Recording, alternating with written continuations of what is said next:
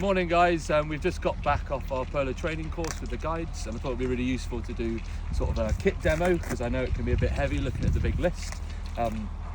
As it's cold, I've got a bit of it on already, so we'll talk through what I've got on and then we'll carry on looking at what the rest of the kit is. I've actually got two t-shirts on at the moment. This particular system I wear, it's a string vest, which is a thermal string vest, and it has a technical t-shirt over the top. This could be a long sleeve over the top. I just don't personally like long sleeve tops underneath. I find I get a bit too hot and I like to be able to vent out a little bit. On the bottom underneath I've got my technical walking sock set 1, and I've got my soft shell winter trousers. They don't have to be a full bib like this. This is my preference, but that doesn't have to mean you have to have exactly the same. Okay, what I like to have next is a gilet that I go over the top, synthetic, or it can be a fleece one. It's really good if it's got pockets. What you find is in every single one of my pockets will have a different item that I need to put in there, so the more pockets you have the better. Again, I like a gilet because it helps me to vent off a little bit. If you want to bring 2 fleeces and not have a gilet, that's also fine. Next layer we have is my 100-gram fleece, or which is what basically is more of like a micro fleece. I prefer to have it with a hood as well. It means it gives a little bit more, so if you're a little bit hot when you're skiing but your ears get cold, it means you can just bring this up over your ears a little bit, save you getting out of buff or something like that. Okay, again, if it's got a pocket on, it's more storage to be able to put stuff in. Okay, the option then is either to go for your light synthetic or down jacket, but I would say in most situations you'd be running too warm then.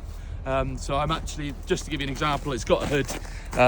I'll stick it on now, but normally I wouldn't be wearing this. This would be too warm.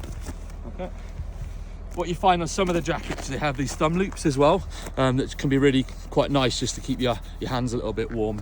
And before you put your gloves on, zip that one up.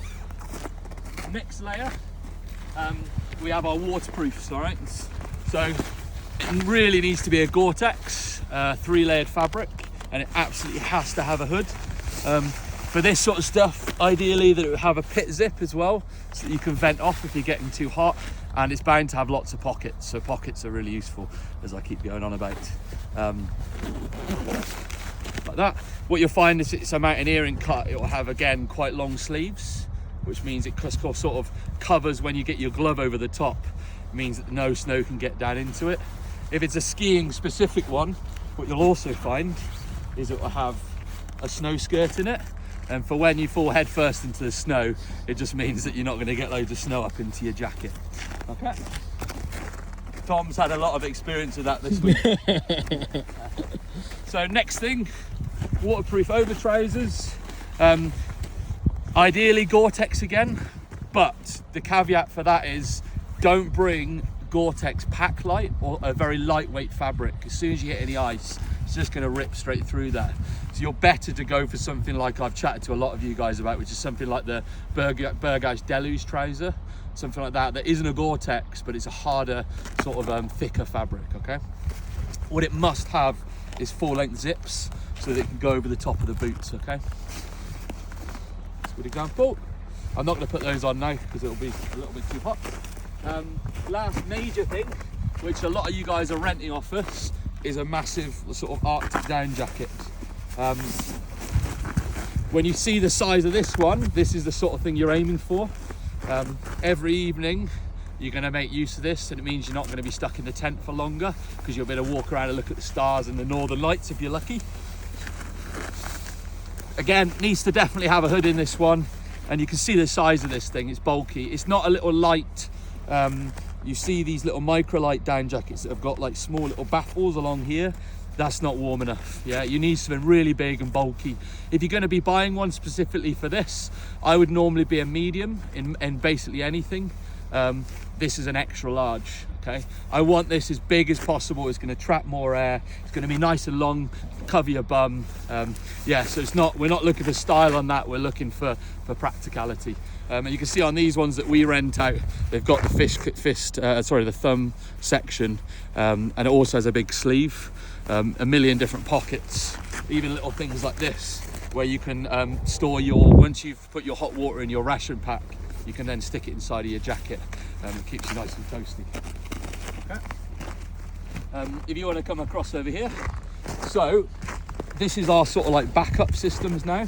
So this week it was too warm to wear any sort of long johns or leggings underneath, so I just had my soft shell trousers on. If I needed it, I've got my string vests that will go underneath this, but also you could just have a merino wool or a synthetic long johns on the bottom. That will work fine.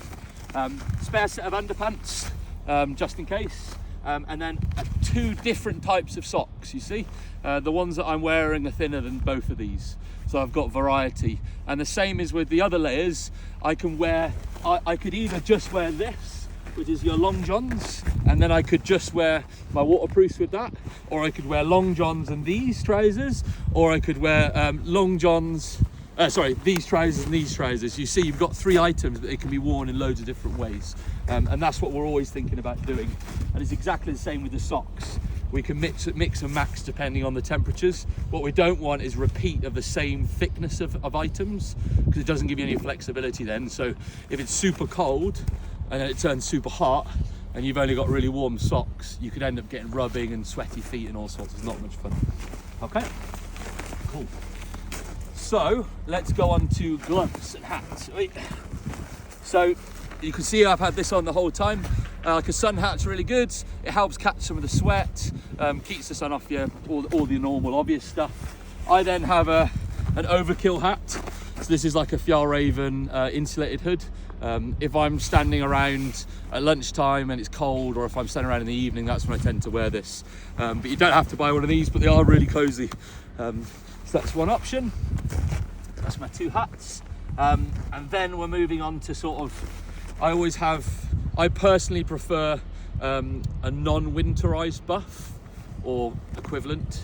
I like to have, again, the flexibility. And what I mean by a winterized one is some of them you get like a fleece section down through here. I would recommend just going for a normal one, because you can use it, there's more options to use with this one. So what I use this for most of all, to be honest, is to cover my ears, like that. And then I can still vent out the top of my head, but my ears aren't getting cold. Some people really struggle with the wind and the cold, they get earache. So something like this is really essential. Another really good use for it is some people are sweatier than others, and if you're sweating loads, you can just have it on your wrist like this and use it as a bit of a sort of sweat soaker. So good options there. If it does get really wet in the day, what you need to do is stick it under your armpits at night, and that will dry it off by the morning. Sounds grim, but it's just the realities of what we're doing. Okay.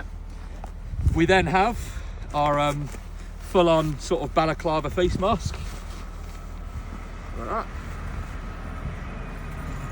Practically, you nearly never wear that over the nose. As soon as you put that on, it then just makes all your glasses and goggles steam up. It can be really difficult, but they're definitely worth having for certain conditions. Okay, so it doesn't have to be a full face mask like this one is. It can be just a balaclava, and then you can use something like this over the top or underneath it to finish off that full face mask. So that works fine. I personally always store my goggles inside of my face mask or my balaclava, because the reality is, whenever I need one of them, I'm going to need both of them. What you'll find is what you want is you'll have a thicker material down the bottom here, and then at the top it will be a much thinner material, so you can vent off again. You're not going to be sweating as much. Again, I'm normally a medium. I haven't got a massive head, but this is still an extra large. I find with balaclavas, you need to go up a size. Same principle for gloves.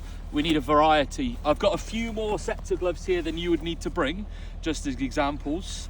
But what I'm going to do is just line them up on the floor down here, just to show you the different options. So this one here would be like your liner, but it can be worn by itself as well. And this is like something called power stretch material. This is then a windproof version of them, like that. So you could have one or the other of these. You don't have to have both of them. You could then go up to a medium weight glove or a medium weight mitt, which would either be that one there or this one. So that's 2 little options there for you. Ideally, these would be Gore-Tex, so they're going to keep you warm and dry. And these are the things you're going to wear every day. Yeah, one of these and one of these. You then have your emergency mitts. which are big, bulky, beefy mitts in case we have any dramas, or if it's very cold in the evening. These definitely need to be Gore-Tex, or have a Gore-Tex mitten that goes over the top, and quite a lot of them have like a dual layer system. So this one has an inner and an outer glove, which again gives more variety. And this particular model, you can actually strip out the outer insulation as well and just have it as like a waterproof mitt. So there's a lot of variety on that one. Okay. Well, we're now going to look at our sleeping system. So you need to have a sleeping bag that definitely is rated to -15 as an absolute minimum. Most ratings will say like extreme comfort or limit of comfort. Ideally, your sleeping bag would sit so that it was comfortably within that. The problem is different manufacturers do more robust testing. Okay, so best thing, if you're unsure, send us a message and with the exact model, and we can chat about it. Don't put it inside of a bivy bag, otherwise all the moisture you generate will then go into the sleeping bag. And what you can do is double up on sleeping bags, which is an option if you have got a couple. But this is probably better. If you're not sure with the sleeping bag, get in touch and we'll chat through. Okay, what I've got inside of there, I like a bit of luxury as well. So I take a Thermarest pillow. Because we've got the Polks, we're not struggling for bulk. We're just struggling, we just don't want it to be too heavy. These weigh nothing, but are quite bulky. This is one of the rental sleeping bags we use. Great thing about these, they have a little pocket in here where you can basically attach a battery pack. And what this has is an element in the feet, and it heats up the bottom of the sleeping bag, which then comes up through the sleeping bag. And it's very, it sounds very gimmicky, but it's very effective. I've just used it for the last 4 nights, and it really does make a difference, and helps you to dry kit out a little bit more as well. Cool.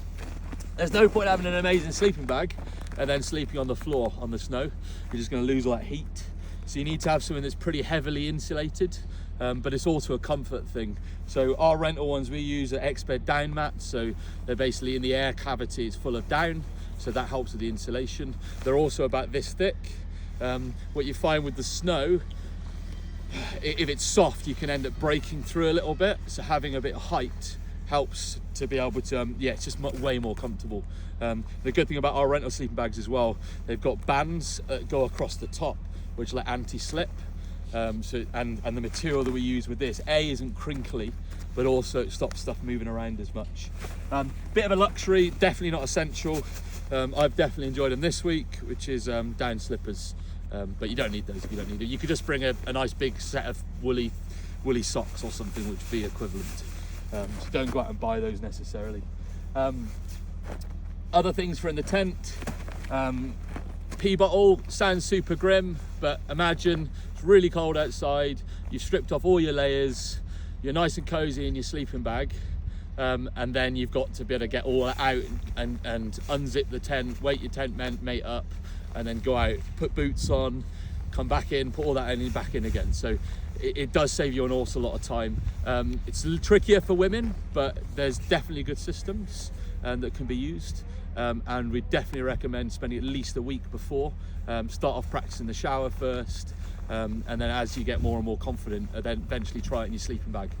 You don't want to be doing this for the first time in a tent in the cold. Okay? Cool. Next thing is sort of water systems. This is what I personally use.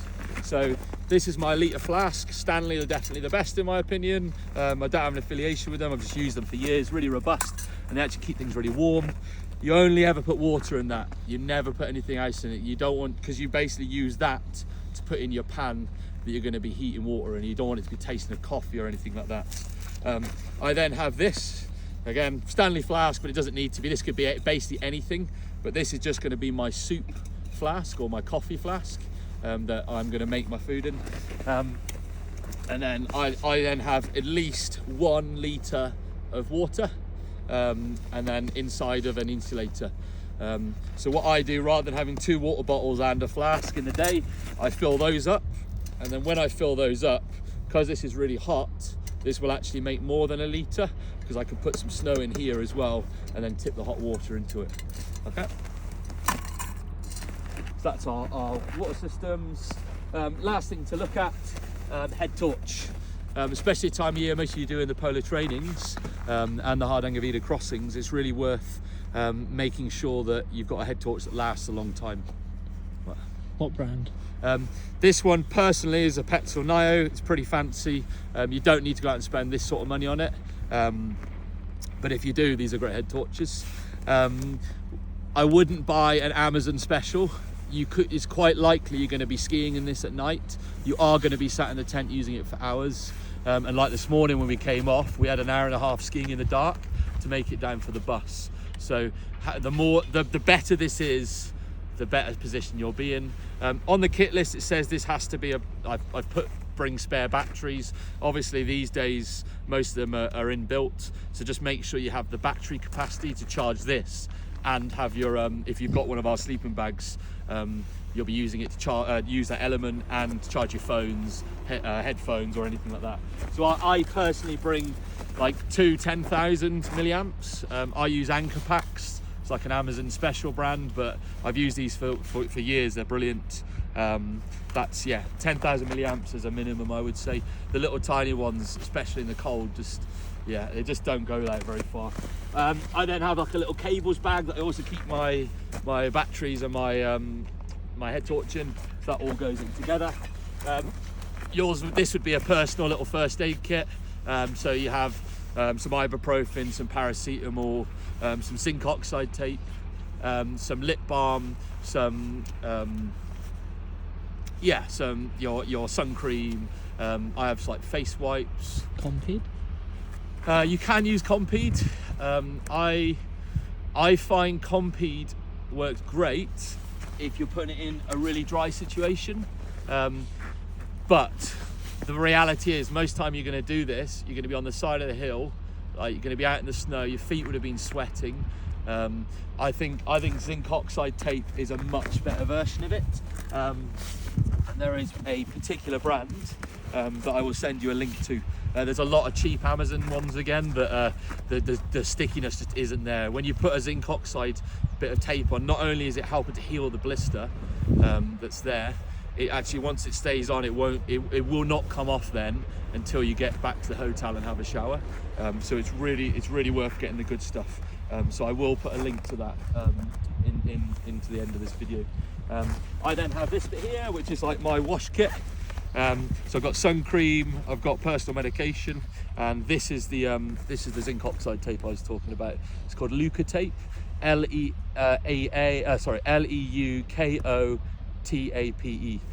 That is the stuff to get. It's a bit more, it is more expensive, but it's really good. You're better to go for the thicker roll as well. You can always easily split it down to make it smaller. But also if you got it covers around the blister, so you're not going over the top of a blister basically, and you normally can just have one strip across it rather than needing to have loads. Okay. Toothbrush, toothpaste, all your medical stuff. I tend to have my medical stuff in the front here, any medication that you're on. Nice. I hope that was really helpful. As always, we're always here to chat stuff through. We'd much rather you nag us all the time and ask loads of questions and then turn up on the trip with none of the right stuff, especially the polar training guys, where you're coming straight in country without meeting us. So we're all about developing mountaineers, so make sure you get in touch and we'll sort of support you at the start before we get going.